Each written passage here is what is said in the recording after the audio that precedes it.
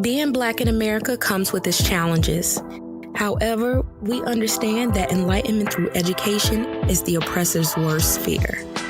By bridging the gap between academia and the people, our purpose is to equip you with knowledge that breaks down barriers during your journey towards truth and freedom. Welcome to the Black and Highly Dangerous Podcast. Yo, Dad, what's going on? What's going on? Happy New Year. Yeah, Happy New Year, 2019. 2019, round of applause for 2019. Exciting. Yes, started off right, like we talked about last episode. Yeah, you know what, Ty, I don't know if I've started it off right. You know how they say that how you ring in the new year is an indication of like how your year is going to go? I don't know, because I've been straight chilling. Like doing absolutely nothing but watching Netflix. Seriously. I ain't gonna lie. I've been doing the same thing. But you know what? We worked hard in 2018. We deserve a little break, regroup a little bit so that we can keep that momentum into 2019. But I ain't been doing nothing, Yeah, it got me a little worried because I'm just like, I am starting to feel like, okay, maybe it's time to start back again. But nah, I just been watching TV. And, it's been a lot of like interesting things going on in like streaming TV over the last couple. Yeah, I'm sure we'll talk about all of that in this episode, since that's what we've mostly been doing. So that's what we'll catch y'all up on. TV and streaming for this episode, which I'm sure will be a lot of fun because there's a lot that's going on with it that has had a lot of great conversations for sure, and funny conversations. Yeah, what you been up to besides watching TV? Yeah, nothing really. This past week, chilling, just really spending time with the family. Was over with my family for Christmas Eve and all that fun stuff. And then the in-laws were in town for this past week, so we're hanging with them and, just chilling, eating, hanging out, showing them the area. So that's it, and pretty much ignoring all my emails. Like, literally been getting emails and just been like, I'll get to that in 2019. Oh, you know what? Trust me, I know, because I'm one of those students that have been sending emails to professors. And I'm like, you ain't gonna check this until what, January 2nd, January 3rd? Okay. Pretty much. That's how it is. So yeah, that's exactly my plan, getting back to everything this week and starting to try to, slowly get back to the roll of things and start getting active again, I guess. But yeah, I sure been enjoying the relaxation, that's for sure. I cannot blame you. All right, so we can get into some Oh Lord news, and then we'll get into some other things, but we can start there. Yeah, I got a couple stories for you. All right. Hello, and welcome to BhD News, where we give you the most current and eye-opening Oh Lord news of the week. Join us as we present news that'll make you want to say,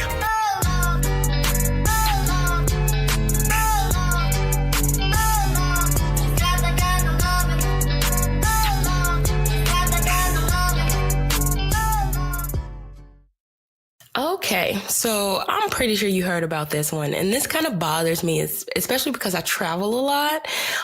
So a guy went to a Travis Scott concert in Portland, Oregon. After the concert, he went to the hotel lobby, just chilling and returning a phone call to his mom. Well, he was approached by hotel security, asking, are you staying here? What's your room number? The guy said he actually had his hotel room key in his hand. He made it clear that he was staying there and like, stop talking to me because I'm having a phone conversation. Like, okay, we figured this out. I stay here. Well, it escalated quickly because security and hotel management decided to call the police on him for trespassing. Wow. Despite the fact that he was an actual guest at the hotel. And the police actually came there, escorted him to his room, made him pack his belongings and leave the hotel. What? Yes. Now, mind you, this man wasn't doing anything but sitting alone in the hotel lobby on the phone with his room key. Yo, that's insane. First off, like, can you even legally do that? Like, can you even escort somebody for doing nothing wrong and they are a paying customer to the hotel? I mean, clearly they can. It's up to their discretion to That's wild. decide who's trespassing. But it's kind of like how he wasn't arrested, like, because he did leave. The police were like, "Oh, we can drive you to another hotel." And he's like, "I'm not about to get in the back of a police car like I did something wrong. Like, no, thank you." Roll up to this other hotel, No, thank in the you. back of the police car. That's crazy. That really just pisses me off. It was the DoubleTree, which is, a fairly decent hotel. And it's kind of sad. I'm happy that the guy has retained attorneys. Now DoubleTree wants to apologize, claiming that they fired the two employees. Sometimes I found out that sometimes businesses say that just to appease the public, but secretly these people are still working there. So I don't know if I believe that. I hope he sues because it's so ridiculous what he was put through. Get money. Oh yeah, no, get that money because money. I don't know what the legal, I don't know what it can be legally, but I feel like that you just can't do that. Like I paid my money, I answered all your questions, I said I'm staying here, I'm doing nothing wrong, I'm in the lobby, and I'm still told to get out. There has to be some kind of legal ramifications for that because you paid for that service and you've paid for the service, and you are allowed to chill in a hotel lobby if you are a guest there. So it's like what against the law, nothing. And I think I don't know if there's not going to be any criminal, but definitely I feel like civil. Oh, civil, yes. They get a nice chunk of change for sure. Start that 2019 off right. So he already, like I said, he retained attorneys and, they're already asking the hard questions. First of all, why was, this particular Black man, why was he even approached by security in the first place? And once he was, and, he presented his room key, why was he further interrogated? Beyond that, like what made him a security risk by just sitting there on the phone? As a guest. So, they have some answers, some, questions they have to answer. So that we already know the answers to. Do you have any, I was thinking about this. I got to look into it. Like have a lawyer or a retainer or just a lawyer ready for you if you ever get any situation like this? That's something I always think about. I don't, but I have quite a few friends who are lawyers that I think could point me in the right direction to somebody that they know. So it's a few people that I feel like I could trust to ask for advice on like who I should go to for a particular thing. Yeah, that's something I got to look into because I want to be like, I just want to be ready because if this situation happens, I'm going to be like, all right, calling my lawyer up immediately. Let's go. Time to try and get paid. But you know what? I do be like, I don't want anything like this to happen to me, but it's just kind of like, Lord bless me. Bless me. Yeah, this race is gonna happen. I'm gonna get paid for it. That's for sure. Somebody gonna pay reparations. How about that? And ain't gonna feel bad. Not one bit. Not one bit. Okay, I have to tell you about this other story, which is crazy. So, people have been like doing all of these DNA testing kits. Well, one guy decided that he wanted to buy his entire family DNA testing kits for Christmas. When he presented, he was a son, he had two sisters, and he presented it to like the two sisters and his mom and dad. And so when he presented it to them, as a surprise, like, hey, got these DNA testing kits, let's figure out where we're from, his mom started panicking. And was she was like, no, like we shouldn't take the test because of chemicals. Like it's a bad thing. Tried to convince only one of them, like, let's only one person take the test to figure out where we're from. Oh my God. Yes. Come to figure out his oldest sister has a different dad. Oh my God. Okay, plot twist. This does actually have a happy ending because come to find out, when the mom was pregnant with the oldest sister, shortly after the sister's birth, the biological father passed away.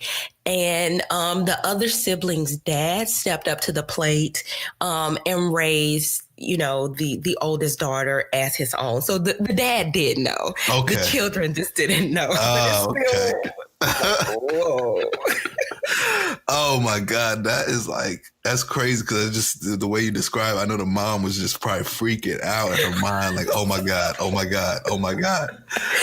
That's what the guy said, that like she was just panicking, like, let's not take it, let's not take it. You know, red flag, but I'm happy it had a happy ending Yeah, at though. least it wasn't like nobody knew, like the dad ain't know. Oh, that would have been a terrible Christmas present.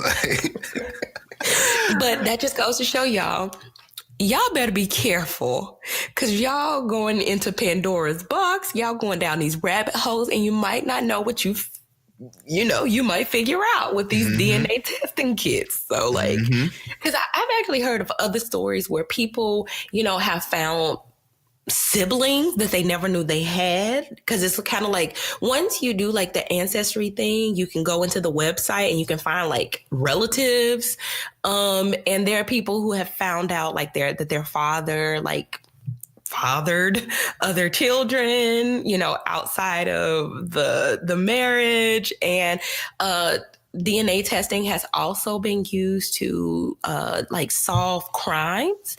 You might not know this, but like when you do those DNA tests, you give them permission for a lot of things that you're not reading the fine print. But there have been people who have been like found, related to crimes and convicted because they either found a relative that was like a close enough match, or they found the people. So it's just not like, y'all better be careful out here. Yeah, just giving up your information. Yeah, it's the times we in now. We got to start thinking about that kind of stuff, because I remember we had talked about it in one episode, but then, you made that point. Like be careful, they putting your DNA and testing things and putting it in these banks. I don't want none of that. I know where I'm from. I'm black, y'all. I'm black, y'all. I'm blacker than black. Even we got that, Chris and I, we got a free like Echo Dot when we were on vacation or whatever. And I'm like, I don't even want to set these things up, man. Because it just be how they listen to everything and, be recording everything. You could just talk to it with like Alexa and all that stuff. I ain't set it up yet because I'm like, I don't know if I feel fully trusting of this technology yet. Oh no, actually, so I didn't get to talk about it last week, but there was a oh Lord news story. I can't remember it off the top of my head, but for somehow, because they like, I think Google or whoever it is, they keep recordings, and what happened is somehow a family's recordings from their Alexa or whatnot got somehow sent to the wrong person, and they had access to like all of these people things. And when the guy who received the recordings like shared it with the news, they were able to contact the people who were in the recordings, like based on like some of the things that were being said. So like their identity was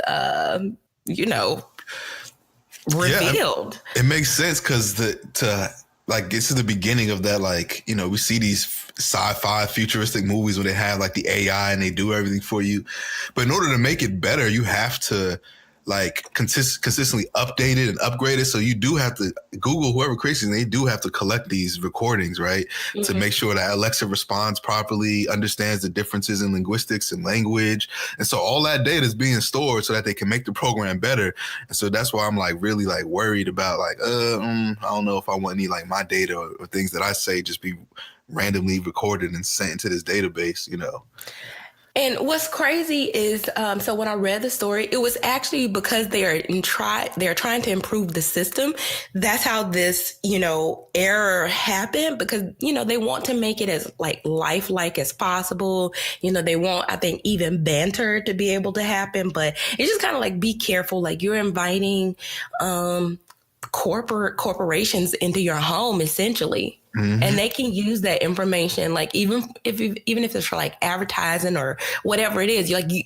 When you do these things, you are inviting outsiders into your home. Yeah. You want to be very careful with that. So yeah, my Echo Dot is still in the box. You gotta use it. I mean, I'm gonna play with it, but I'm gonna be real careful. Probably had that joint unplugged a lot of the times, but I'm gonna see what it's about though. Yeah. Okay, this other story, this one came from like earlier December, but I meant to share it because it's so crazy. So, the FBI raided a national security agency employee's home. This person had been an employee of NSA for 14 years, and they raided her home for theft of government property and unauthorized removal and retention of classified materials. Now, that might sound like, that sucks. Oh my gosh, she was stealing classified materials. But this kind of relates back to the be careful, y'all, because do you know what she was stealing? No, what was it? Okay, so the employee, last name is Wang, she used her top secret security clearance to illegally download an estimated 16 million pictures of a sexual nature. She was stealing, they call them dick pics, penis pictures off of people's mobile phones and computers. Oh my goodness. Yo, that's wild. Like from your mobile phones and computers. So, it's a thing. I see it on social media. Mm-hmm. Guys like to send pictures to women. All that sexting. Mm-hmm. Y'all better be careful because she has 16 million pictures.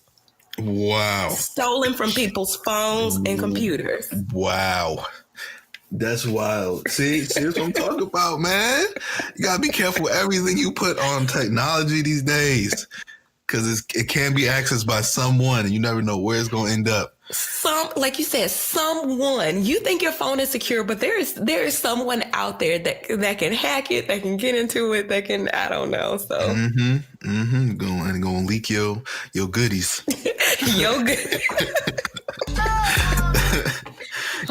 Better wake up. Better wake up. It's 2019. Wake up. Wake up, y'all, and be careful. Do the extra security codes. Like now, for my computers, for my phone, like I try to do the what do you call that? Like the double security, where sometimes you sign in, but then you also have to from like another device have to do like a number code or something like that. The dual login. I don't know what it's called, but yeah. I try to do that. Because it's crazy out here, y'all. Mm-hmm. It's real crazy. So secure yourselves. Okay, this last Oh Lord news story is sad and disturbing. So there was a African-American college student who suddenly started feeling ill. Back in March, there was an incident where he was violently vomiting. Come to find out, his Chinese roommate was slowly poisoning him with rat poisoning. Oh my goodness gracious. Yes, the roommate told authorities that he originally bought it because he was going to use it on himself if he got bad grades. I don't know how that ended up being. You are slowly putting it in your roommate's food and, beverages and other things like that, to where, the guy is still suffering the ill effects of the thallium poisoning. That's crazy. That's crazy. Oh my! Why, yo? See, that's why you gotta be careful out here, man. Even sending your black child to college, you gotta listen. Don't be just trusting everybody, especially like that one story with the one girl who was putting her period blood or something like that. Yeah, she was putting a toothbrush in her anal area. Oh my God! And it caused the girl to have infections in her throat and stuff. Yo, whatever happened? Just going to the RA and just saying you want a new roommate. What is why people trying to do these nasty things and kill people to get roommates? Oh, it's crazy, man. As horrible as it was, be like Michelle Obama's roommate. Ask for a new room. If you want to be racist, if you want to be disgusting or whatever it is, because you don't want to live with a particular person, just ask for a new room. Mm-hmm. Don't kill the other person to hide your racism. Just embrace your racism. Embrace this. It's fine. If that's who you are, that's who you are. But don't be trying to hurt the other person. Yeah, too much. You're too scared to voice your racism. Yeah. Mm-hmm. That's wild. Yeah. Well, I'm glad they caught it before, could have been an even sadder story. Yeah. And I really hope that he recovers from, that poisoning. I don't know what the long-term effects of, that type of poisoning is, but hopefully, he makes a full recovery. Yeah, hopefully. Mm-mm-mm. Okay. So, you heard any good or interesting news over the past week or two? Well, most of my timeline has been filled with a lot of, like we said earlier in the episode, streaming and films and movies. And so that's what I've been doing a lot of this past week. And so I guess we can talk about the big one, which I've been seeing tons of memes about, tons of conversation about, is the movie on Netflix, Bird Box. Did you get a chance to watch it? I did. And it's funny, like you said, all the memes that are coming up now, it's so funny. These memes are hilarious, man. I've been getting them all. People have been DMing me and tagging me in a bunch of stuff with these Bird Box memes. And so for those of you who haven't got a chance to check it out, definitely go check out the movie. What do you think about the movie first? What you think of it? Okay, so I will say that I am a huge fan of like the post-apocalyptic or genre, the like end of the world genre. So, I was automatically interested in it. Mm-hmm. I thought it was cool. Like I said, I'm the type of person, all of my Netflix recommendations are, these type of movies, like even when they aren't like features. So I've seen a lot of really bad ones, so I would say that this was a fairly decent one. And I thought it had like, I saw this Facebook post that's being shared, and it kind of talked about the lessons that people can learn from it, like walk by faith and not by sight and things like that. So I felt like it had a really cool message, and it kept me interested the entire time. And yeah, this is for those of you who haven't watched it, spoiler alert, so I'm going to talk about it freely. So if you haven't watched it, you have to continue listening. But yeah, that's one of the questions I was going to ask you too, is just like, what do you think some of the takeaways were? I've seen that stuff, kind of walk by faith and other things. And then what do you think about, like, I was really trying to understand, I guess the people who could see those were people with mental illness, if I'm correct. It seems that, people with mental illness, kind of accepted this as kind of like let's look, because the guy who came into that was invited in by Olympia's behind, she pissed me off. But the guy that was invited in by Olympia, he talked about how, like, the loonies had escaped from, like, I guess a mental institution. So it seems like maybe people with mental illness were able to embrace the change instead of, I think they said, because they said that, like, I think I saw one interpretation saying that I think the idea was that when people would see things, it would be like their worst fears or something like that. And I think they said that, like, these people with mental illness have already consistently lived with their worst fears, so they saw the opposite when they saw the demons or whatever. So that's why they were able to keep their eyes open, which was an interpretation. I saw that. Oh, that kind of makes sense. That does make sense. Like, if you've been living in your head, if you've been living with those fears, then, what else can you throw at me? Yeah, when you see it, it's not going to affect you the same way. That people don't have to live with that. Oh, that's pretty interesting. I thought it was cool that I don't know. I did not even like expect the ending where, this sanctuary was largely people who were blind. Like, it didn't dawn on me that might be like where the sanctuary is. Like, I don't know. That was apparently cool. I heard the original. I don't know. I think it's based off a book, and I seen something they said. I don't know how true this is, but they said that in the original ending in the book or whatever, was that wasn't the original ending. They said that it was like when they got to that sanctuary, they gouged out everybody's eyes or whatever, and they changed it for the film to be like a sanctuary for the blind. Oh wow! I was like, that's probably more of a acceptable ending, make it for the blind, because we'd be mad doing all that work and you get there and they just take your eyes out. Wow, yeah. I think I appreciate the ending that they did provide us. One takeaway that I got from it is just kind of like, Sandra Bullock's character was so afraid of connection, and Yeah. to see how that like trauma and to see her like growth over the course of the movie to where like she really became connected to someone other than her sister, and the love that she ended up having for boy and girl. Yes.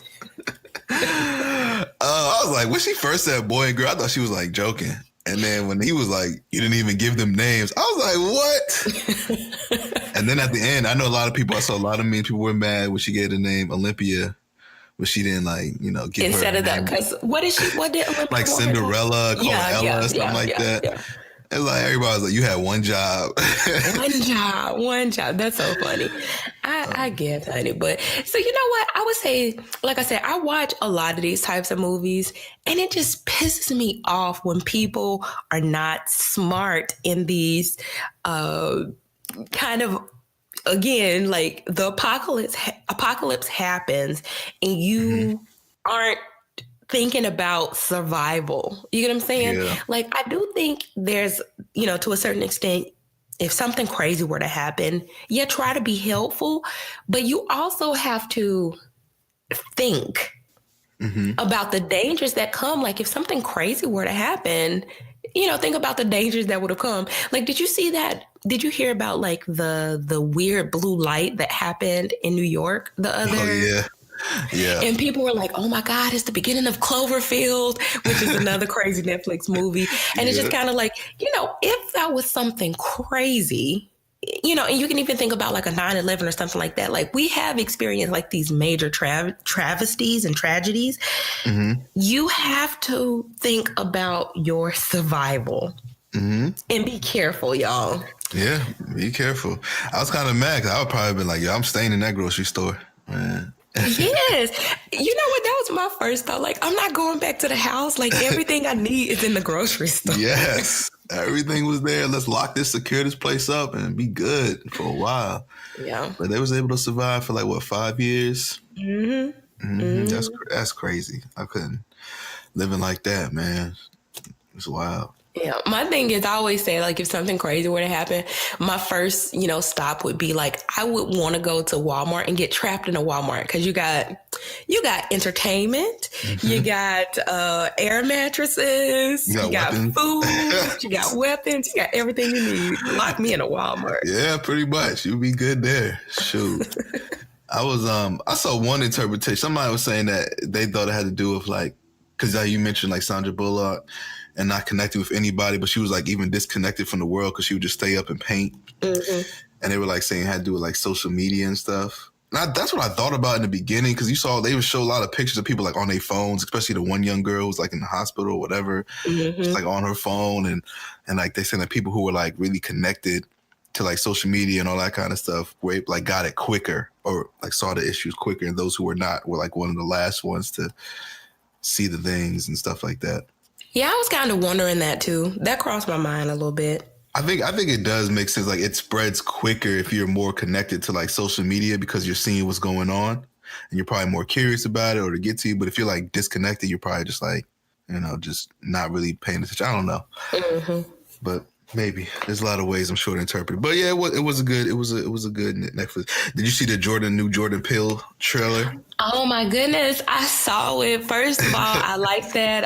I got 5 on it remix. I want to listen to that. But yeah, that was really creepy. It was. I'm like, okay, this is a black horror film. I'm for it, And that's one of the things I'm curious to see, because he kind of did it in Get Out. Like, a lot of the responses from the black characters were responses of how, like, what we say when we watch movies, like, why are you doing it? That's stupid. You know what I'm saying? Don't go there. So I want to see if that's going to like play out in this movie and to be in a black horror film. Like, will they make reasonable and rational decisions, Yeah. in these situations instead of just hearing the sound and running straight to it. You know what I thought was funny? They said M'Boku stole T'Challa's girlfriend. That is funny when I think about it. I didn't even think about that. Oh, that's funny. But yeah, I feel like he's going to become like the modern day Alfred Hitchcock Yeah. of these like kind of twisted horror movies that are not like the typical like demonic or gory, but kind of like more cerebral, like mentally it gets to you. Yeah, that's what he said, because he was like, he made it clear in the statement. He was like, okay, this one is not about race, although it is, the black centered, black family is centered as in this horror film. That's what he wanted. But he said it's more about, because, you see in the pictures, the trailer, that it's like doppelgangers, like they look like, and he was like, the theme is like, how we're our own worst enemy. And that's kind of what he's playing off of. And so it's gonna be interesting. I'll be ready to watch. A lot of people were freaked out by it. I'm like, all right. I like it because I feel like what I'm liking about his movies is that they're like super like original, and it's like refreshing. Kind of not like remakes or not like books. They're just like new, fresh movies. Black focus. So I kind of like that, and not the typical black movies either. Like I don't know. I don't want to throw Tyler Perry under the bus, but those kind of movies. Well, my dead now. Ain't you dead? I think they said, I think like this next one is like the last one or something like that. Something along those lines, I think. Or maybe it's dead. I remember seeing something like that. I don't remember. Tyler Perry. Yeah, pretty much. Put himself in that box and can't escape, boy. Well, I need to know if you saw anything else good, because I'm probably gonna give myself 1 or 2 more days to like binge watch TV or movies. So did you see anything else that was kind of good? I watched what is it called? The new the Black Mirror episode. What is it? Banderdash. Banderdash. Yeah, I can't remember the name. Banderdash. I watched that because I know there was a lot of hype around that, because I don't know if you guys have, probably read books. I don't know. They probably still create many of them. I know I used to read some of them, like Goosebump books and stuff, like Choose Your Own Ending. So at the bottom of the page, you have a decision to make, and you return to that page. It says to continue that storyline in that pathway. And so I guess Netflix was experimenting with that with this Black Mirror episode, where you actually can interact with the episode and the character will have decisions to make, and you can click on one of the 2 decisions and it would change the path, and it would, the film would go in that direction, which was pretty interesting. And, it was kind of weird and quirky in some ways. It takes place in the 80s, where this guy, he's a video game programmer. And he's making this video game that's creating these pathways, but he's kind of like living in his own game and doesn't know it, and we're controlling his actions. But it's weird and it's quirky. If you watch episodes of Black Mirror, it fits that same kind of like strange quirkiness, kind of like Twilight Zone-esque thing. But it was pretty cool. I wasn't mad. I enjoyed doing it. It keeps you like engaged the whole time, because you don't know when a decision is going to pop up. So you got to be ready, because you have to make a decision within like 7 seconds or something like that. So you don't get that much time. And it goes to different pathways, and it's kind of like, it's going to probably have a lot of replay value, because I'm sure people are going to watch it again to choose different decisions to see what it would be like. So, but when I was watching, I'm thinking like, wow, this might be the future, right? If you like go into a movie and it has like you can poll like the audience, and you guys have to make decisions in the movie theater, and it goes a different pathway where people can watch a movie and have different endings or different paths. That's pretty cool when you think about it, if it goes that way. Yeah, I started watching it. So like, it's a movie that you definitely need to be paying attention to. Like sometimes I turn on movies to just have them in the background. So I need to rewatch it, because I was not at a mental state where I could actually like do make the decision. So you definitely have to be alert for that movie. So I'm going to rewatch it so that I can actually interact with it. Yeah. It was good. It was fun. It was fun. The movie wise, it was okay. It was a good movie. It wasn't, Black Mirror, but it was like cool just doing all interacting. I kind of want to see where they take it. So I think, that's the future. And I think it'll grow from that, people interacting with it. And that's how most things are moving anyway. So it'll be cool if you can like sit in a movie theater and you're watching a horror film and you got to click 1 or 2 options, and whatever polls the most is the way we go. Oh, that would be cool. I like that poll idea. Like you got a little clicker in the movie theater, decision pops up and we all got to click it. That'd be fun. You better trademark that. See, they weren't there yet, Todd. They weren't there. They weren't thinking that big, huh? They weren't No. thinking that big. You just came up with a whole new movie theater experience.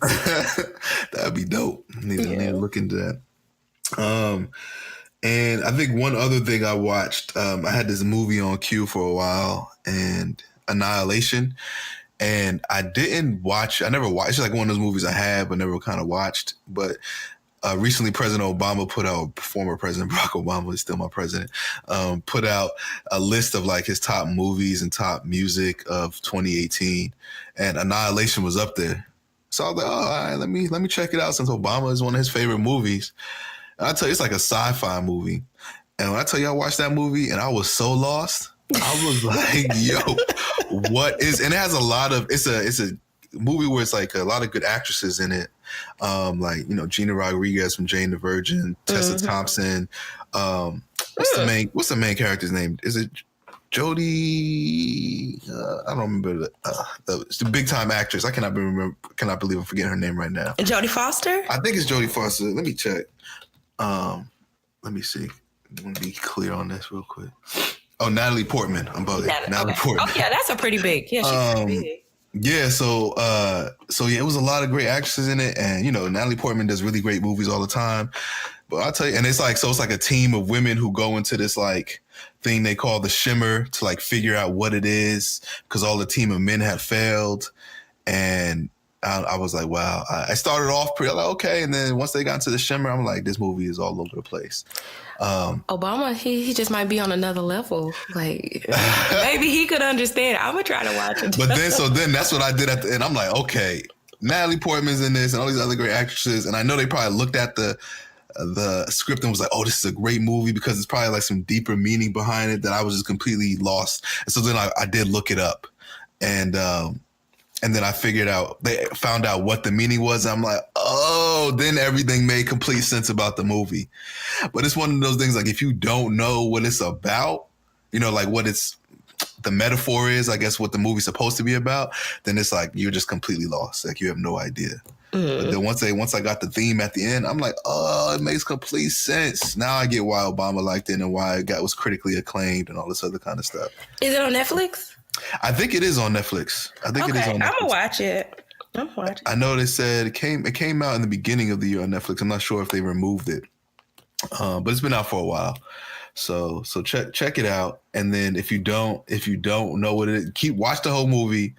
You might be a little lost, but then at the end, if you get the theme, then it's gonna all make sense. And I kind of want to tell y'all the theme ahead of time, so y'all won't be lost like I was the entire movie. But I'm gonna let y'all get the same experience that I had.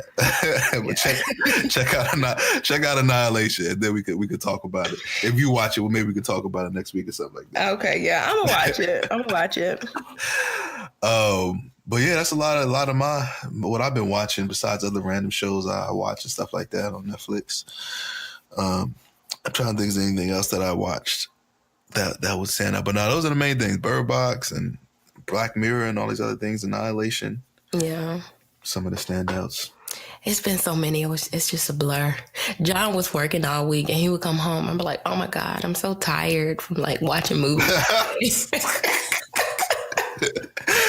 He out there working, and you talk about how tired you are. He coming from work from watching movies. The hate was real. Let me just tell you that. I'm like, oh, you want to switch places? So mad, but you know, he off this week. We're actually about to get ready to head to Sedona, Arizona. Oh, nice. Do some like retreat type things, resort. I think we're gonna like maybe go hiking. So you know, okay, I don't know. Pray for us. I saw this video where like a couple was hiking and they ran into a mountain lion. Now, I'm not judging, but I'm gonna say these people walked towards the mountain lion because they wanted to record it. That's not what we gonna do. Oh no. I won't run because I know they probably chase you, but I'm not walking towards it. I'll tell you that. And what was crazy is in the video, they thought they were following it. Next thing they know, they look up and a mountain lion kind of looking at them like, you ain't following no mountain lion. And you look kind of delicious a little bit. And they slowly backed away because that lion was like, y'all, you gonna try me? You gonna try me right now? So yeah. And I'll just say they were not black. I won't say what race they were, but they were not black. Did they live? I'm sure they lived. They lived. Tell the story. Yeah. Yeah, that mountain lion probably since they ain't had no seasoning. Seasonless flesh. Yeah. I will say that, I'm going to try to use that as a way to just be completely disconnected from social media, to refresh, to regroup, disconnect. Yeah, no, that'll be good. That'll be good. Sometimes I think that's good for our mental state to just not know what's going on for once. And, to think about it, at least our generation is, of course, our parents' generation, but like I always talk about, our generation is unique because we had that time period where there was no connection. Most of our childhood was that, which is pretty cool. And then when we got into later teenage life or early adulthood is when we got exposure to all this stuff. So we have a good majority of our life knowing what it's like to not be connected versus like, this next generation where this is all they know. So I think it's a little easier for us, but sometimes it's just refreshing for me just to be able to do that. Be like, hey, there was a time in my life where I wasn't connected and it was fun. It was great. Yeah, because even when you even think about like the early cell phones that came out, it was Nokia. Like we weren't even completely connected like the way we were now. So I remember getting my first cell phone. I was like 14. It was like 2000. I didn't get my first smartphone until like 2010, like just before I came to Purdue, because I was just like, why? What's the point of a smartphone? Like, why do I need it? So it's kind of like I've only had a smartphone for like 8 years and I'm like about to be 33. So you know what I'm saying? So like I do know what life is like without it. And have you noticed, do you have an iPhone? Every week I get this report about my screen time. Oh, they've been doing that. I didn't update my phone, but I knew with the new update, they've been doing that.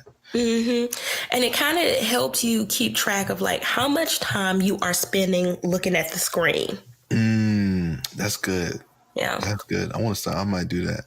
And the thing about me, I'm out on my phone a lot. I have my phone down, keep it away. It's not like on me all the time.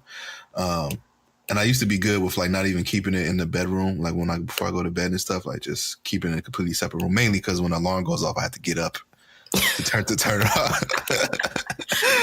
Instead of just hitting that snooze button, I have to get all the way up out the room, out the bed. And by that point, I'm like, all right. Oh, that's so smart. Because I will snooze like 5 times.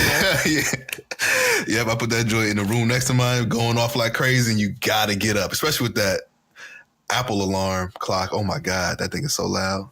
It's so intense. You got to get up, turn it off. But, yeah, that's a good feature. But, yeah, thinking about them early cell phones is funny, man. All you used to really do was just use them to call people.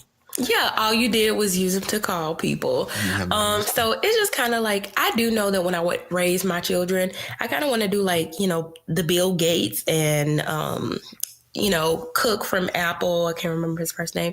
But they actually limited, like they didn't give their children iPads. Like they make their children use their imagination. Like, play with things where they have to use their hands and etc. So I'm not going to like completely cut them off from technology, but I do feel like, sometimes people are a little bit more creative and a little bit more connected to people if they, aren't starting like, if they aren't addicted to like an iPad or a screen at the age of like 2 or 3, because it happens.